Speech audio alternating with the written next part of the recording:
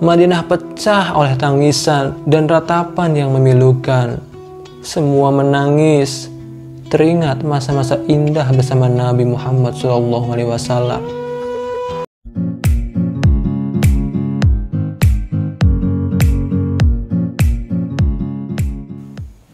Semua pasti tahu bahwa pada masa Nabi Muhammad SAW, setiap masuk waktu sholat, maka orang yang memandangkan azan adalah Bilal bin Rabah.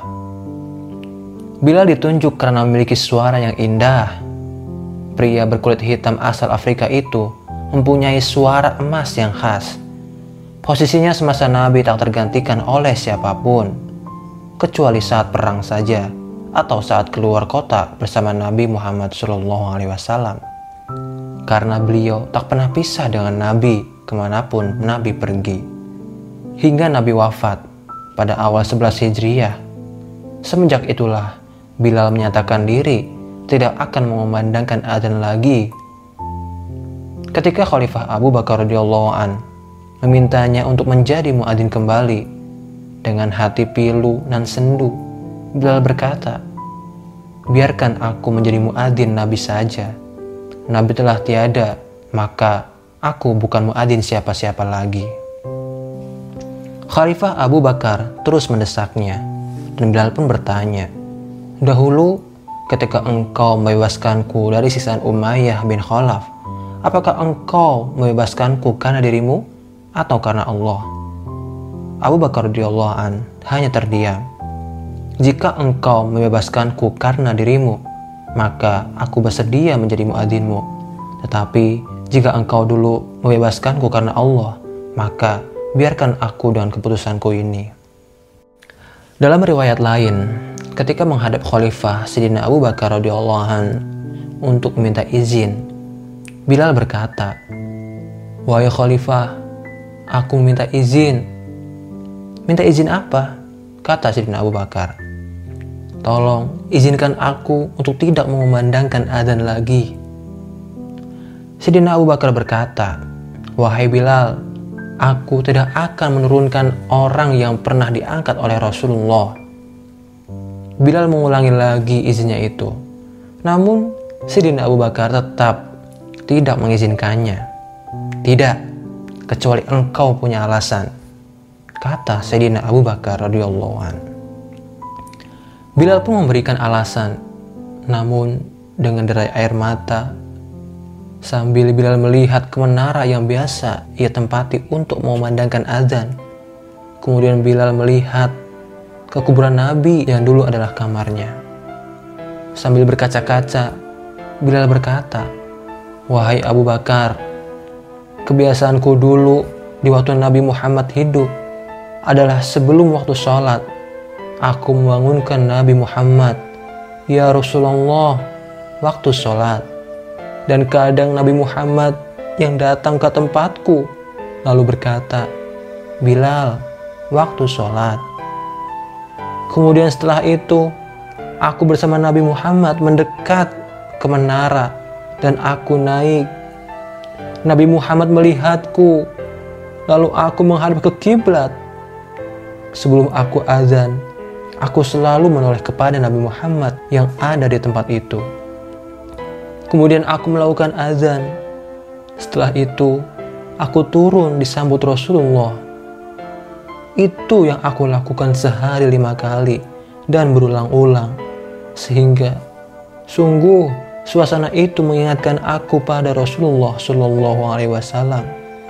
Itulah sebabnya aku tidak mampu melakukan lagi azan saat ini, wahai Abu Bakar." Akhirnya, sambil menitikkan air mata pula, Sayyidina Abu Bakar berkata, "Kalau memang alasannya seperti itu, baiklah wahai Bilal. Boleh engkau tidak azan lagi." Kesedihan sebab ditinggal wafatnya Nabi Muhammad SAW terus mengendap di hati Bilal radhiyallahu an. Dan kesedihan itulah yang mendorongnya meninggalkan Madinah. Dia ikut pasukan Fath Islami menuju Syam dan kemudian tinggal di Homs, Syria.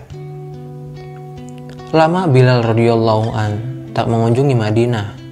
Sampai pada suatu malam, Nabi Shallallahu Alaihi Wasallam hadir dalam mimpi Bilal dan menegurnya. Ya Bilal, ma hadzal jafa, lima lam tazurni. Wahai Bilal, alangkah keras hatimu, lama engkau tak mengunjungiku, wahai Bilal. Bilal pun bangun terperanjat. Segera dia langsung mempersiapkan diri perjalanan ke kota Madinah untuk ziarah pada Nabi. Karena sudah sekian lama Bilal meninggalkan Nabi. Setiba di Madinah, Bilal bersedu-sedan melepas rasa rindunya pada Nabi Muhammad SAW pada sang kekasih. Saat itu, dua pemuda yang telah beranjak dewasa mendekatinya. Keduanya adalah cucunda Nabi Muhammad SAW, Sayyidina Hasan dan Husain. Sembari mata sembab oleh tangis, Bilal yang kian beranjak tua memeluk kedua cucu Nabi Muhammad SAW itu. Salah satu dari keduanya berkata kepada Bilal radhiyallahu an, Paman, maukah engkau sekali saja mengumandangkan azan buat kami? Kami ingin mengenang kaya kami, wahai paman. Ketika itu, Umar bin Khattab yang telah menjadi khalifah juga sedang melihat pemandangan mengharukan itu, dan beliau juga memohon kepada Bilal untuk mengumandangkan adzan meski sekali saja. Bilal pun memenuhi permintaan itu. Saat waktu sholat tiba, dia naik pada tempat yang dahulu biasa dia adzan pada masa Nabi Muhammad SAW masih hidup. Mulailah Bilal bin Rabah mengumandangkan adzan. Saat lafaz Allahu Akbar dikumandangkan olehnya, mendadak seluruh Madinah senyap. Segala aktivitas terhenti. Semua terkejut. Suara yang telah bertahun-tahun hilang, suara yang mengingatkan pada sosok nan agung, suara yang begitu dirindukan, itu telah kembali ketika Bilal meneriakkan kata asyhadu alla ilaha illallah. Seluruh isi kota Madinah berlarian ke arah suara itu sembari berteriak. Bahkan para gadis dalam pingitan mereka pun ikut keluar. Dan saat Bilal mengumandangkan asyhadu anna Muhammadar Rasulullah, Madinah pecah oleh tangisan dan ratapan yang memilukan. Semua menangis, teringat masa-masa indah bersama Nabi Muhammad SAW. Khalifah Umar bin Khattab yang paling keras tangisannya. Bahkan Bilal sendiri pun tak sanggup meneruskan azannya. Lidahnya tercekat oleh air mata yang berderai. Hari itu, Madinah mengenang masa saat masih ada Nabi SAW. Tak ada pribadi agung yang begitu dicintai seperti Nabi SAW.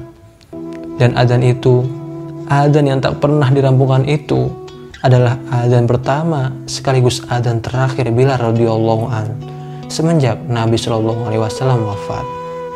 Dia tak pernah bersedia lagi mengumandangkan azan, sebab kesedihan yang sangat segera mencabik-cabik hatinya mengenang seseorang yang karena dirinya derajatnya terangkat begitu tinggi. Semoga kita dapat merasakan nikmatnya rindu dan cinta seperti yang Allah karuniakan kepada sahabat Bilal bin Rabah. Amin ya rabbal alamin.